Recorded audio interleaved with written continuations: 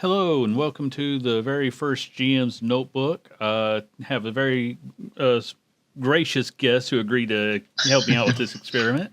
If you don't mind introducing yourself and telling us a little bit about your background as a GM. My name is Andy Miller. I go by Max Rider online. Usually Max Rider is what I go is everything that I've got online. Max_Rider or Max Rider.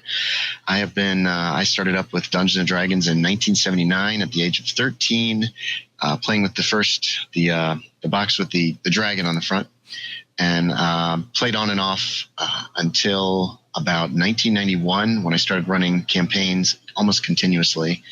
91 to 98, I ran a D&D campaign, Advanced Dungeons and Dragons. And then I moved at that point, and then from about 99 to about 2008, I ran second edition and a third edition campaign that lasted that entire amount of time. After that, I started playing and running, actually, Call of Cthulhu, and I've run 2 or 3 different Call of Cthulhu campaigns since then, and I'm still running. Wow, so that sort of covers my one of my questions, which is, what do you stick with one game system? But no, you've played everything from the beginning on up, basically. Not everything. I've never ran any Vampire the Masquerade. Oh, okay. But I've tried a bunch of different games out. I also have written reviews for Knights of the Dinner Table magazine. I don't know if you've heard of that. And so in order to do that, I had to run playtests of various different games. So there was a lot of different one-shots that I ran as well. Do you have like a system or a style that you preferred, or do you like a little bit of everything? I prefer Call of Cthulhu now and the basic role-playing system. I really enjoy the system. It's simple, it's intuitive, and it's easy to get new players involved because it's real easy. And I just enjoy it. It's easy to prep for as well. That is a big one. And this is something we were talking about before, starting off, which is, how much prep do you put into a game? Way too much. With Call of Cthulhu, I generally tend to, if I'm using a pre-made scenario, read it several times, mark it up with, I usually will print them out or photocopy them so I can write all over them. I will highlight ability checks, skill checks, sanity checks, other notes, monsters, and that kind of stuff. Then I go online and I start finding pictures because I like my major NPCs to all have a photograph. So I will download some random photo that I think fits them, print that out, cut it out for my players. I've got all the handouts that I will print out or write up new ones if I don't like the ones that there are. Most of the time I do. But if there's, say I think, there should be a newspaper article that is mentioned, but my players might want to look at it. So I will type one up, print it out, have it there for them. If I'm doing one that's not taking place in the 20s, since I have the 7th edition 20s, like GM screen or the keeper screen, I will find some picture to hang on the front of that. If it's World War II, I usually find an American flag from that era with the right number of stars. With our Down Darker Trails game, I found a American flag from that era since it takes place in the Old West. Or just some various picture to kind of help them get into the mood of this is when we're playing. Sometimes, now if I'm writing my own, of course, then I've got to write up the entire scenario. And I tend to jot down notes for it first, turn that into get on the computer and actually type it up like I'm going to get it published. So I have all the information. That helps me kind of flesh out some things where I'd be like, well, I didn't think about this. Let's jot down a note on that. And then do all of the other stuff that I just said. Certain photographs, if something is described and I can find a picture that looks like it, I'll print something like that out. I think the only thing I don't use pictures for is the monsters because I want them to kind of make it worse up here than anything I can actually get a picture of. And for Call of Cthulhu, I think that one's really important because the Cthulhu mythos is all about, insanity. And I haven't played Call of Cthulhu. I just know a little bit of the lore. And yeah, I agree. I don't think that's a game where you want people to see what a monster looks like. Most of the time. Once somebody got a statuette of a Chthonian, which is like a giant worm creature with tentacles coming out the front and no face or eyes or anything. And I wanted them to find one of them in advance. And so I had a little picture of a Chthonian. I'm like, yeah, it's about this big. It's hideous looking. Sanity check. It's that awful. That kind of thing. Yeah. Cool. And okay. So you use both modules and you write your own. Do you have one that you like over the other, or is it still whatever's best for that game?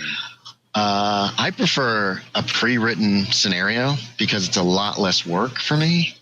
Unfortunately, a lot of my games tend to, well, more recently, my most recent game has gotten a large story arc, and it's hard to find scenarios that are going to fit easily into my story arc. So in most cases, I'm finding myself having to write up my own scenarios again. Yeah. With the amount of work you put into it, I understand wanting something that, takes that burden off. Do you actually publish, or do you have any modules that are published or anything like that? There was a monograph that was published several years ago, back when Chaosium was still doing them. Mm-hmm. And what these were you could submit something and do all the legwork, photographs, layout, editing, everything. And they would take it, and if they liked it, then they published it as is. However you hand it in, they pretty much would slap a cover on it and print it out and let people buy it. It was called The Phantom of Wilson Creek, and it had 4 scenarios. 3 of them were connected to a house down near Mortimer, North Carolina, and the other one was dealing with the Brown Mountain Lights down by Morganton, North Carolina, which is also in that immediate vicinity. I also had 3 scenarios for Dungeons and Dragons 3rd edition, published by Kenzer and Company for Kingdoms of Calamar. And I've had I've had a few articles posted back during 2nd edition in Dragon Magazine and in Dungeons and Adventures. Oh, that's really cool. I think that's it. That's most of it. That's still a lot. That's a lot to remember, so I'm impressed because I can't keep track of half of what I've accomplished. That's what resumes are for. Oh, yeah. I've got one over here. I haven't looked at it yet. Okay, the next question I had is, are you strictly rules as written, or do you have house rules? We have quite a few house rules, but they only embellish on the rules as written, so it's kind of both. Yeah. With Down Darker Trails, I've had to add I've allowed the players in that for their characters to actually go above. Okay, in Call of Cthulhu, you max out at 75% when you're character creation, because that's really good. Mm-hmm. I've allowed them to each pick one skill that will be above that, so that because it's a Wild West kind of deal, so they're bigger than life, that kind of thing. And I've had to figure up a few gun rules to kind of accommodate that. One guy's got a very high percentage in his handgun. He's a gunslinger. So I've had to figure out some rules for shooting from the hip, as far as maybe not even aiming, not even looking at your target, stuff like that, because that's how he wants it to be crazy. His example was, I want to be able to juggle guns and shoot them as I juggle. And apparently somebody can do that in real life. He showed me a video. So I've had to kind of figure that out. I've also incorporated, yeah, right. This is the kind of players I sometimes deal with.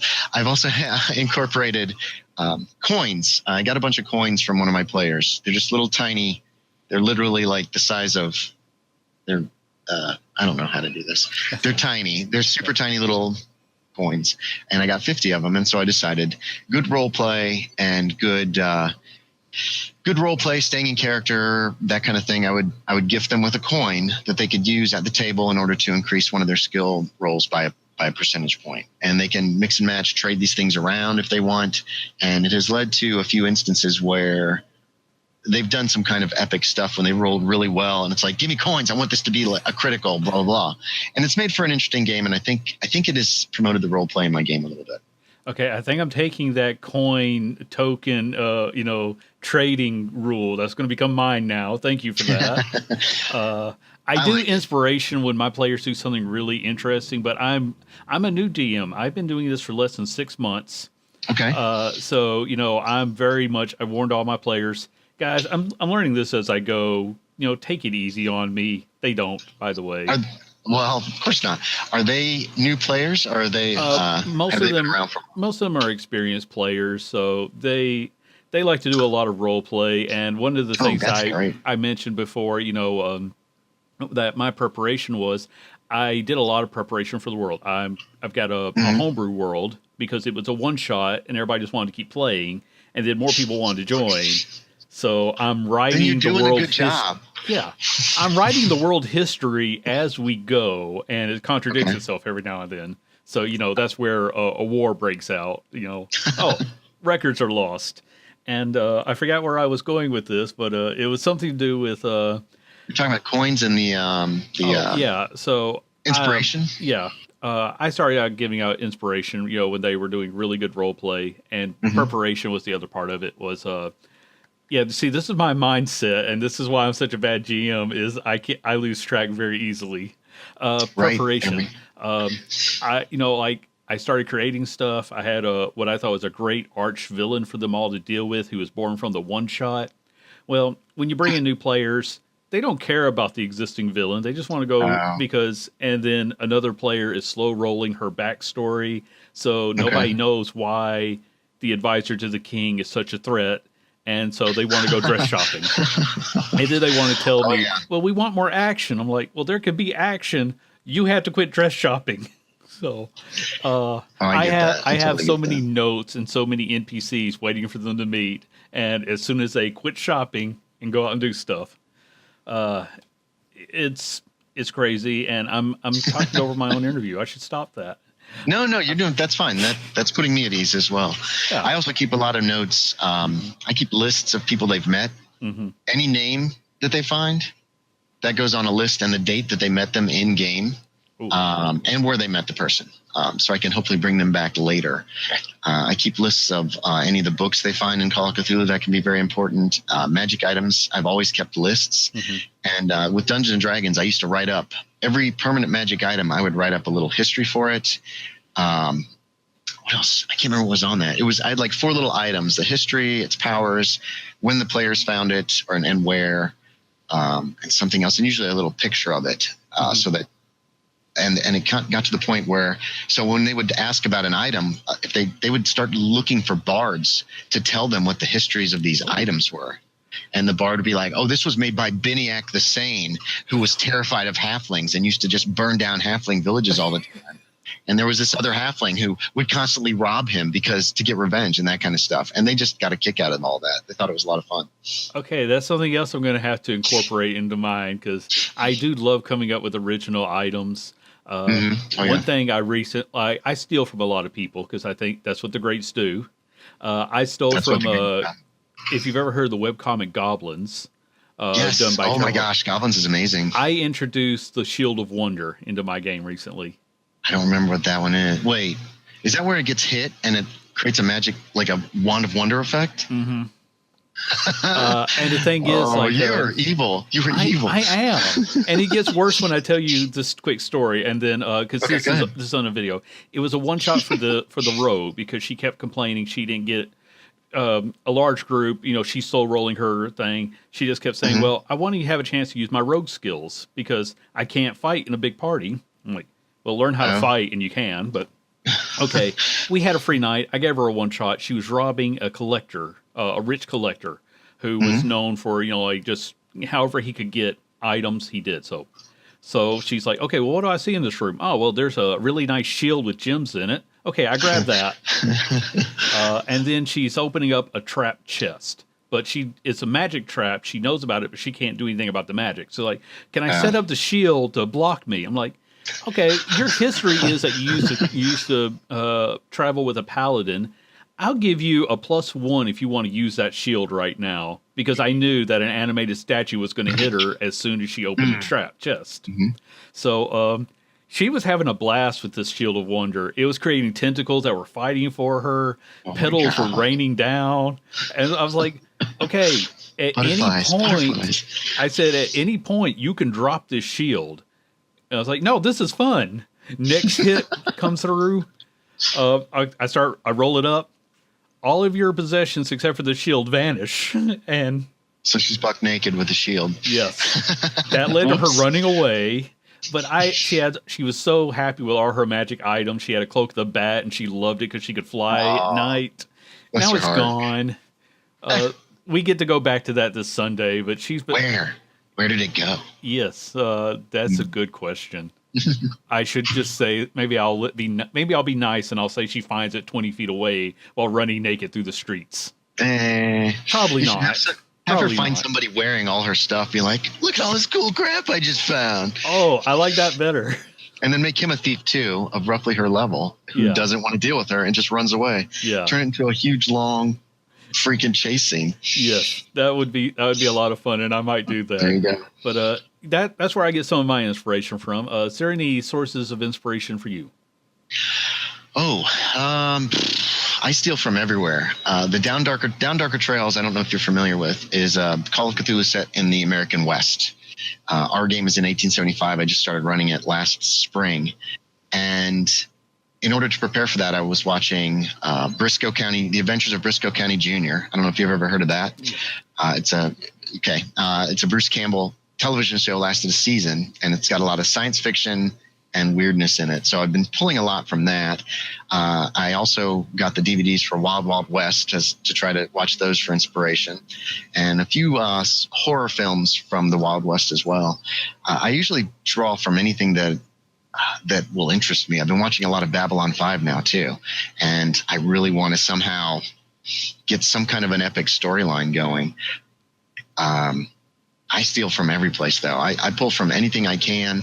I'm reading up on Chinese folklore right now because I've got a series of scenarios that I've written and run at a few conventions I call it Terror Over Tokyo.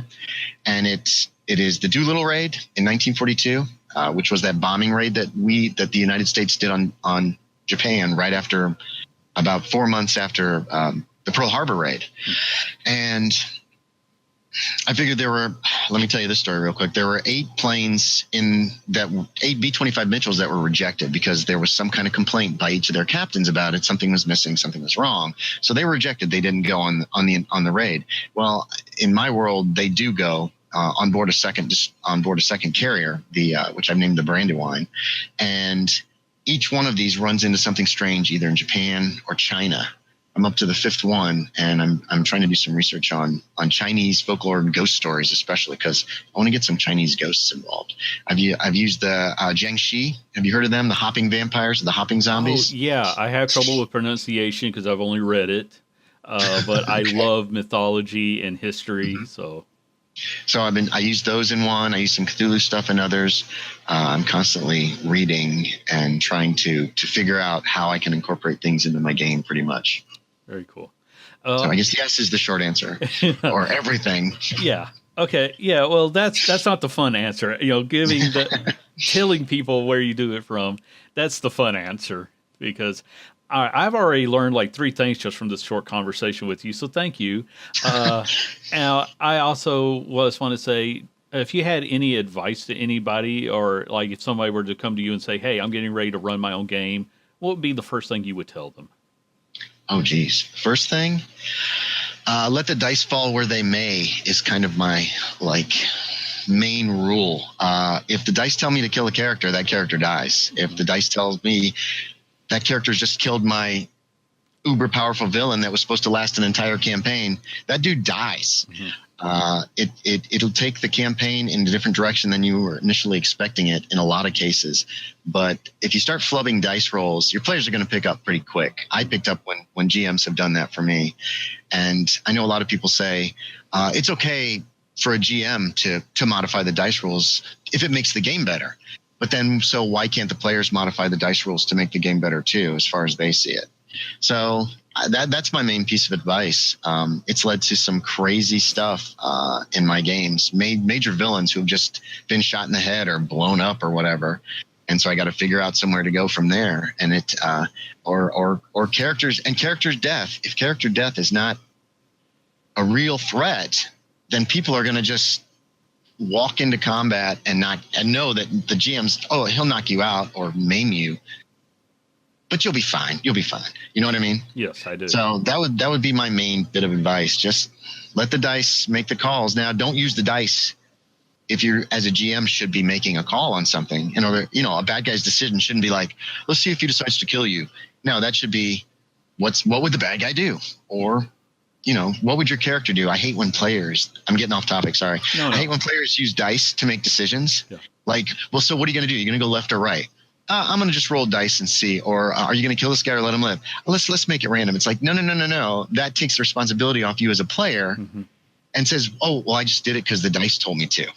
So I'm not a fan of that. But as far as combat, anything that the dice should adjudicate, I allow the dice to just have their say. I think that is great advice. I'm not going to say I've always followed it. That's what I meant to do. Shame on you. Well, I'll use this one little bit to defend myself.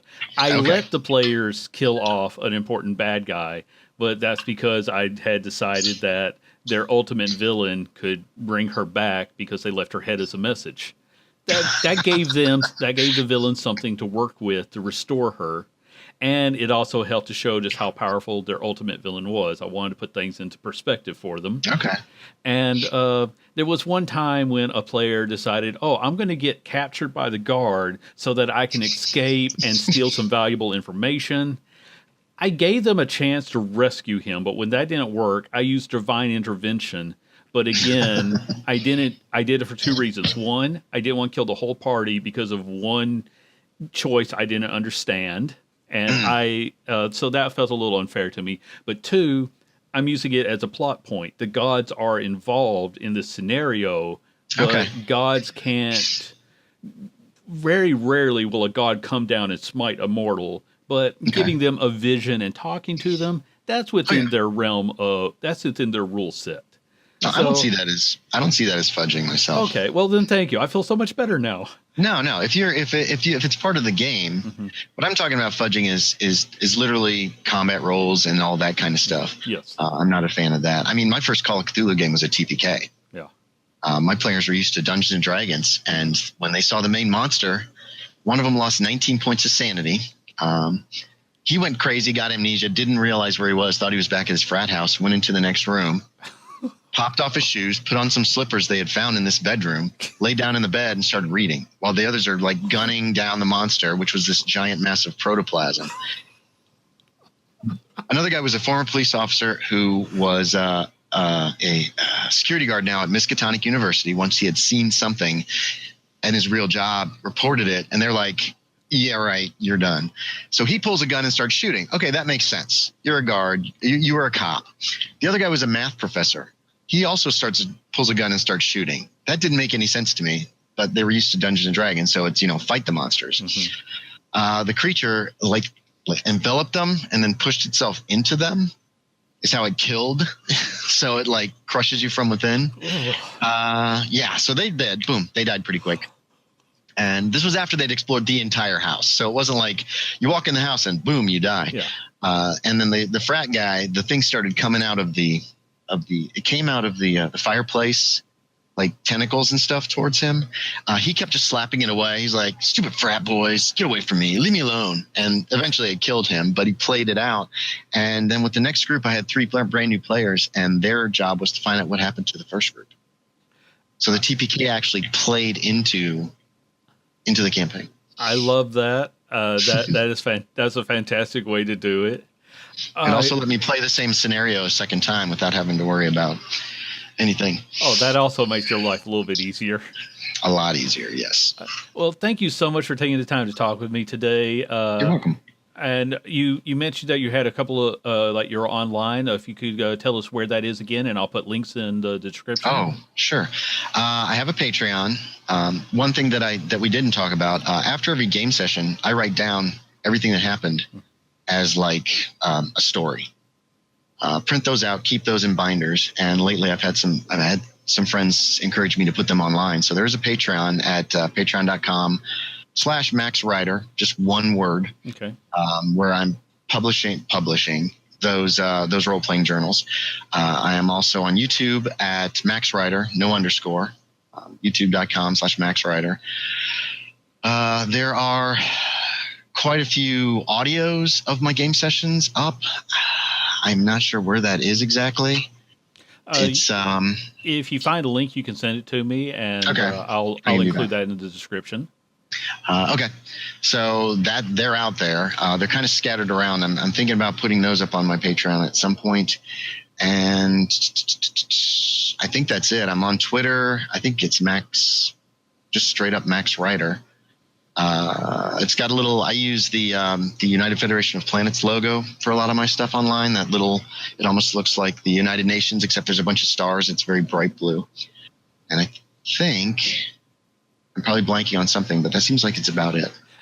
Well, that's quite a bit. Like I said, if you think of anything, just send it to me, and I'll include it in the description below. Again, thank you so much. I actually look forward to seeing some of the stories you've written on your campaigns, because that was something I wanted to do with mine before I let the cast grow to so big, and I want to pick it up again now that I'm sort of forcing the plot back on them. Some of those are online for free at penandpaper.com and at yogsathoth.com. Okay.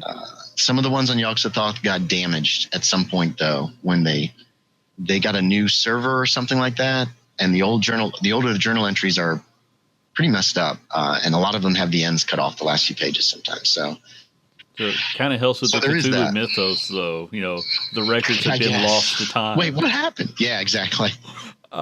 Again, thank you so much. I got to learn a lot, and this has been a lot of fun for me. So thank you for being the first one to share your GM's notebook with me. You're welcome, and thanks for having me. Absolutely.